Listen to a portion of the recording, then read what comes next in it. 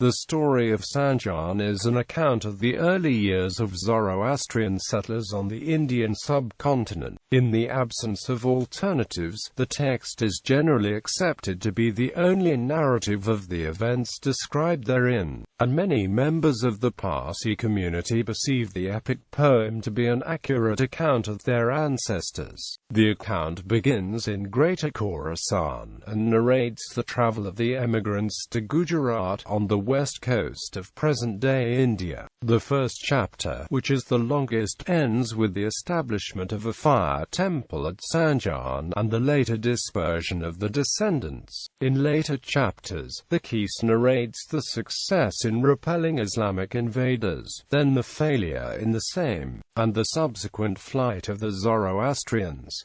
The account closes with a chapter on the conveyance of the fire of the Warharan to Navsari. In its conclusion, the story is signed by a Parsi priest named Barman Ikobad. The date of authorship is recorded as 969 YZ, several centuries after the described events are thought to have occurred. The account is in verse, in the highly verbose style common to Persian poetry. The Qissa-i Sanjan, as Abraham Ankutal-Dupin transliterated the name, became available to European scholarship in 1771, when Dupin published a French translation. However, it was not until the beginning of the 20th century that the poem attracted widespread attention, particularly among the Parsi Zoroastrian priesthood. Contents. Quotations in the following section are from an English-language translation by Shapur Shahor Masjihodawala, published in 1920. The first chapter of the narrative begins with the fall of the Sassanid Empire in 642 CE, as part of the Muslim conquest of Persia. The subsequent persecution of Zoroastrians led to the dispersion of the people of good faith, and ultimately the Zoroastrians' departure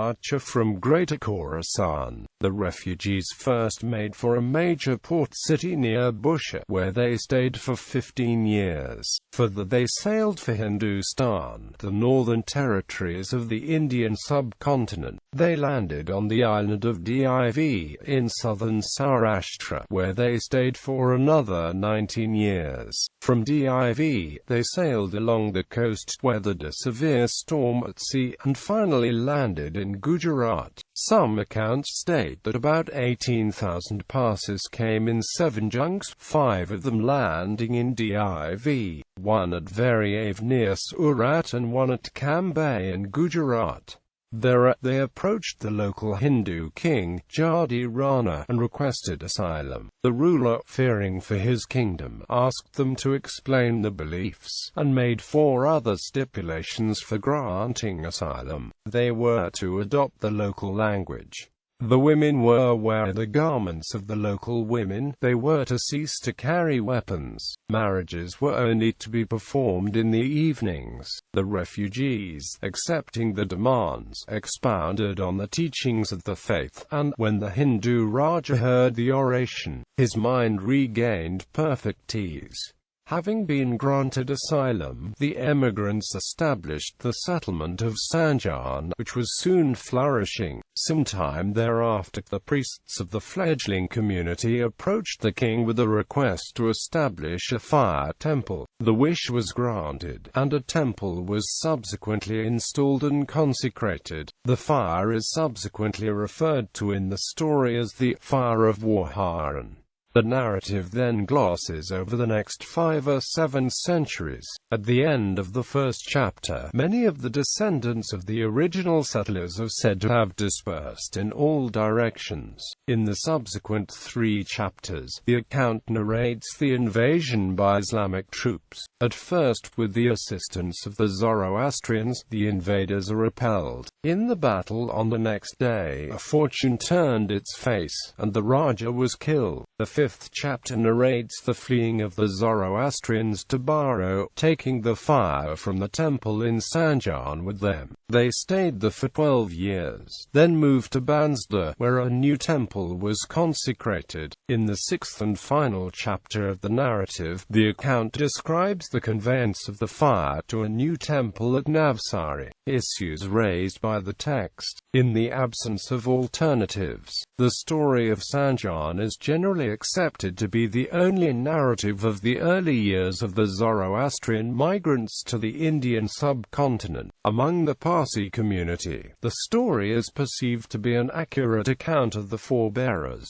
The importance of the story lies in any case not so much in its reconstruction of events than in its depiction of the Parsis in the way they have come to view themselves, and in the relationship to the dominant culture. As such, the text plays a crucial role in shaping Parsi identity. But, even if one comes to the conclusion that the chronicle based on verbal transmission is not more than a legend, it still remains without doubt an extremely informative document for Parsi historiography. In the story of Sanjan, it appears as if the Zoroastrians must have had some contact with Gujarat prior to their journey there, which has prompted suggestions that the Zoroastrians of the story were not, in fact, the first migrants. Whether these were also asylum seekers is unclear, but Iranian influence and emigrants are discernible in India long before the Parsis of the narrative arrive. The text states that migrants knew in advance that Gujarat was governed by a monarch tolerant towards other religious beliefs, and this may have been determined through trade with the region. The story's chronology is the basis of several different estimates of the year of migration. Although the story is precise with respect to some elapsed periods, it is vague or contradictory with respect to others. Consequently, three dates 936, 785, and 716 have been proposed as the year of landing. The sacking of Sanjan referred to in the 4th chapter probably occurred in 1465, which would put 716 CEC, 750 years before the Islamic invasion, and 936 CEC,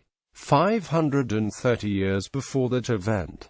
Both periods are mentioned in the text. The question of whether Sanjan.The was the site of the first settlement in India was discussed with intensity in the early 20th century when a memorial commemorating their arrival was first proposed. The memorial was finally constructed at Sanjan, where it is today known as the Sanjan Stam. Although the narrative is unclear on where precisely the Zoroastrians came from, the text may be interpreted such that the emigrants originated from Sanjan, a settlement near the ancient city of Mer. Although the text states that many of the settlers took the name of Sanjana, the text is unclear as to whether they had done so before the naming of the settlement of Sanjan, or as a response to the naming of the settlement.